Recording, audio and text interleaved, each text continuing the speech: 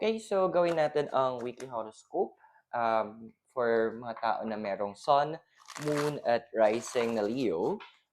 May 11 para sa May 11 hanggang 17. So kung bago ka, subscribe, like, and share. Kung hindi mo alam yung Sun, Moon, Rising, sa dulo ng video, may link tayo para mapanood mo. Readings are for guidance purposes. Use your free will wisely. At private readings po, spell works, pwede mo ako i-message. Friday till Sunday, nasa Oh My Gulay po tayo sa Session Road for face-to-face reading. So, progressive reading to, meaning mararanasan mo to, not just on the date mentioned, pero in additional mga 7 to 8 weeks, almost 2 months na. Okay, so ano bang ina-expect natin? So, we have here una is the Four of Wands. Four of Swords.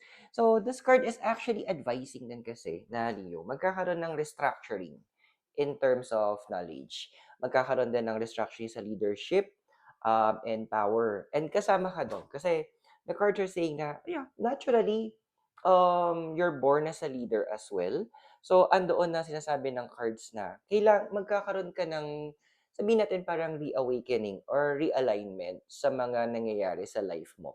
Now, this is necessary kasi andoon yung point na siguro may mga part na may mga bagay na nakaligtaan mo na or may mga bagay na andoon na ipansat tabi mo, andoon na i-reawaken to ng universe. Now, ang maganda pa nito kasi, kapag naging open ka doon sa gagawin ng universe, you will find na parang may mga tao na gagamitin ng universe to help you learn more. Now, medyo unconventional lang yung mga taong to kasi hindi mo aasahan na sila yung mag-share sa'yo ng mga kailangan mong maintindihan. Hindi sila, kumbaga parang unexpected learnings from unexpected people ang mangyayari at this point. So, andito na, you need to have a open mind sa ganitong pagkakataon. Kasi ang kasunod na mangyayari is the Three of Pentacles. So, ang advice ng card sa'yo, medyo tahimik ka. Sabihin na lang natin kasi another thing na gustong ipadala sa ng universe, madaming insecure palaka sa paligid mo. Madaming mga tao na feeling entitled sila na parang, alam mo yung tipong what I'm getting here is may mga tao na naghihintay ng downfall mo. Yung feeling nila na kapag nagkamali ka, party-party sila. Makikilala mo din 'tong mga 'to. Ma-expose din sila ng universe sa'yo. And andoon na, doon mo malalaman kung sino ba talaga yung masasabi natin nagsusupport sa'yo, sino ba yung talagang sabihin natin na siguro pinakamagandang term, nag-e-evil eye or nagwi-wish ng hindi maganda for you. So, um, be mindful kasi ang pinapakita ng cards andoon na medyo sila, hindi hindi mo ina-expect na sila pala yon. And sila yung mga tipo na i-expose ng universe sa may mga sinasabi sila behind your back na hindi maganda. Yung tipong ang dami mong naiambag sa kanila pero siguro because of insecurities na din. Kaya andoon na hindi nila ma-attempt na umaangat ka ulit. Now, in terms of next nating card, si Six of Pentacles. So, this is also another advice ng cards. Pwede mo i-take as a warning, positive warning. Be mindful then in terms of your money. Kasi andito na it attracts inggit. Hindi naman sinasabi ng cards na hindi ka mag-celebrate ng mga wins mo, na hindi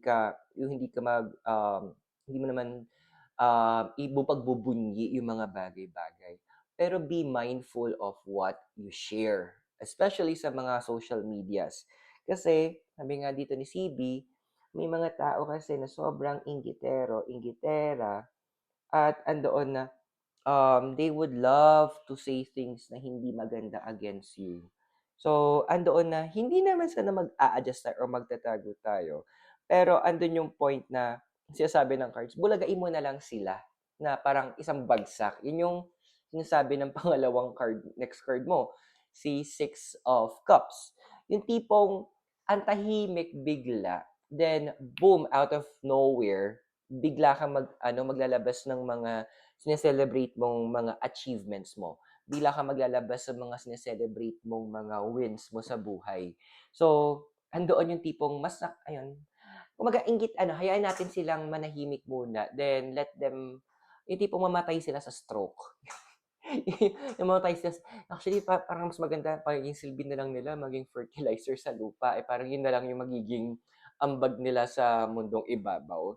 So, the card is saying na there will also be a moment din na may mga ibabalik na mga tao or even memories, sa'yo from the past. Ngayon, ibabalik 'to kasi andoon yung point na gusto ng universe is ma-settle mo kung ano man yung mga concerns na meron ka sa kanila, kung ano man yung mga moments na kailangan maayos with them, or sa either aayusin mo 'to or tuluyan mong ika-cut. Kumbaga, eto na yung moment of pure letting go na para lang, maging formal lang at andoon na yung may mga gusto ka ding masabi na hindi mo nasabi before. So, since you've grown, nag-mature ka, nag-heal ka, magagawa mo siya in a way na hindi mo ide-degrade yung tao, pero mai-release mo, in a healthy manner kung ano ba talaga yung nasa heart mo. And it is good kasi andoon na it is part of your full healing, in terms doon sa mga connections na 'to. Now, sunod na card natin is the High Priestess. Sibiyang dito ka, gusto ko 'tong hawak-hawak, eh. Ayan. So, High Priestess. So, this is about actually, connected to with in astrology sa moon. And andun din na it is about intuition. So, medyo heads up lang, medyo magha-heighten ng paunti-unti yung intuition mo. So, sabihin natin kung before, hindi ka naman nagkakaroon ng dreams or hindi malakas yung mga kutob mo, ayan, magsisimula na siya. So, the card is advising, aralin mo. Andoon na, wag mong ipagsantabi kasi wag nating hayaan na umabot sa punto yung mga point na sabi ko na nararamdaman ko na merong mali yung mga ganon. So, wag nating hayaan na mapunta sa ganong klaseng level. So, kapag may mga especially may mga taong babalik, 'di ba? And may mga memories na ipapaalala sa universe. Aralin mo which of them is kailangan mong i-address. Alin ba doon yung kailangan mong harapin? Kasi yung iba doon parang andoon na lang, ni-remind lang para makuha mo yung lessons. O meron namang iba na parang kailangan mong harapin kasi you need to have that full healing. So dito papasok yung intuition mo. Which is, we have here is the Queen of Cups. Now, what I'm getting here, medyo hindi to para sa lahat. May mga pilitong tao. There's an older female na andoon na you need to, hindi naman actually reconcile. Kumaga to straighten things up. What I'm getting, there is some misinformation or misunderstanding na naganap between you tsaka tong older female na to. Na, kumbaga, kailangan mo lang i-straighten up. Kailangan mo lang ibigay yung side mo. Kasi once you have done that, pag ginawa mo yon, andon, hindi naman required na magkaayos kayo. Although, pwede naman. Pero hindi, again, parang yung sinabi ko doon sa isang client ko, required magpatawad kasi gagawin mo yung pagpapatawad para sa sarili mo.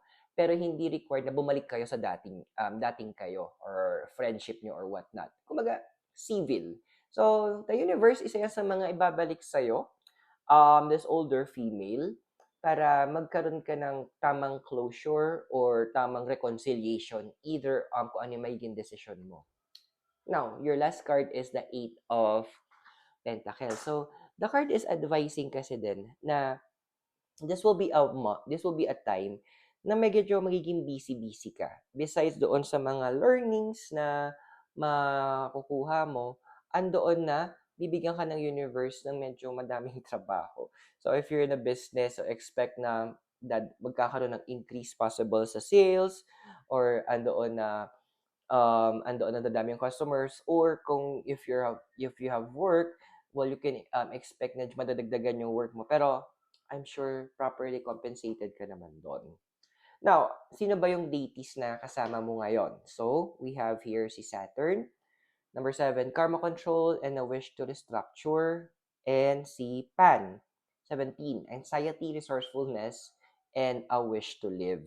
So, this is also a reminder that life should be also in a balance. Yes, andoon na the universe will dig deep sa'yo, andoon na may mga iaayusin siya, especially in terms of your learnings and understanding. Ang magiging best mong respond dito is andoon na, para si Prophet Isaiah, nung sinabi ni God, sino ipapadala namin? Ang sagot ni Isaiah, "Here I am, padala mo ko." Pero of all that, of course, sabi nga ni Lord Pan, you need to also make sure na ibabalance mo pa rin. Kasi sabi nga nung boss ko, pag all work, no play, nga ang buhay mo. So I hope nakatulong yung reading. Those are for guidance purposes. Use your free will wisely. And subscribe, like, and share. So for private readings, well works, message nyo ako. And then sa Friday till Sunday, nasa Oh My Gulay po tayo sa Session Road, face-to-face reading. So maraming salamat. God bless. Namaste. Hare Krishna, blessed be, and hope to see you soon.